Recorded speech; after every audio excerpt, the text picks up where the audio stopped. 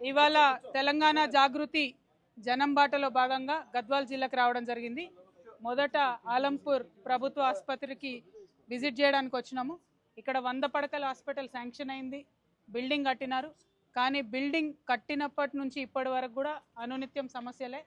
చాలా నాసిరకంగా కట్టారని చెప్పి పత్రికా మిత్రులందరూ గగ్గోలు పెట్టుకున్నా వినకుండా అట్లానే బిల్డింగ్ కట్టినారు. కట్టిన బిల్డింగ్ని కూడా 3 సంవత్సరాలు వాడకుండా పెట్టినారు.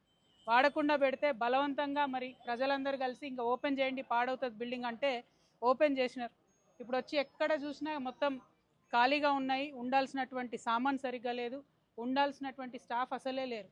నేను పదే పదే చెప్తున్నది ఒకటే, 15 జిల్లాలకు పోతే ఏ జిల్లాకు పోయినా కూడా అక్కడ ఉండేటటువంటి అరకొర వసతులతో అయినా సరే ప్రభుత్వ డాక్టర్లైనా, ప్రభుత్వ నర్సులైనా, శానిటేషన్ సిబ్బంది అయినా ఎంత వీలైతే అంత పేద ప్రజలకు సేవ చేస్తూ ఉన్నారు వాళ్ళకు ఉన్నటువంటి పరిమితులలో.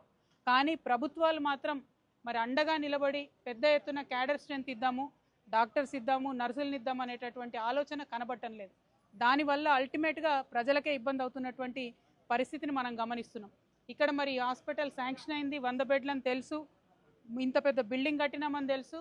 కానీ ఇప్పటి వరకు కూడా కనీసం క్యాడర్ స్ట్రెంత్ శాంక్షన్ కాలేదు.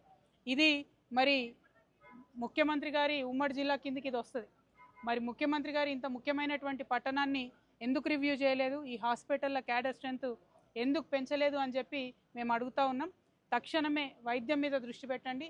ఏ జిల్లాకు పోయినా, ఏ హాస్పిటల్కి పోయినా ఇదే ఇబ్బందులు కనబడతా ఉన్నాయి. ఖచ్చితంగా శ్రద్ధ పెట్టమని మేము డిమాండ్ చేస్తూ ఉన్నాం.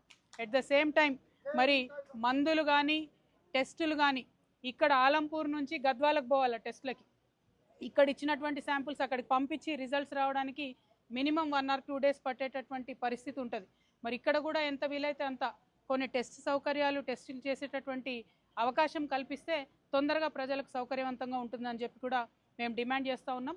మరి ఈ జిల్లా మొత్తం అంతా పెద్ద పెద్ద నాయకులు ఉన్నారు, అరుణమ్మ గారు ఉన్నారు, మరి చాలామంది పెద్ద నాయకులు ఉన్నారు. కాబట్టి వారందరినీ కూడా కోరుతున్నా, ఇది ఆడబిడ్డలకు సంబంధించిన విషయం, హాస్పిటల్కి సంబంధించిన విషయం, మీరు పట్టించుకొని తొందరగా క్యాడర్ స్ట్రెంత్ సాధించవలసిందిగా డిమాండ్ చేస్తున్నాం. Thank you. జై తెలంగాణ, జై జాగృతి.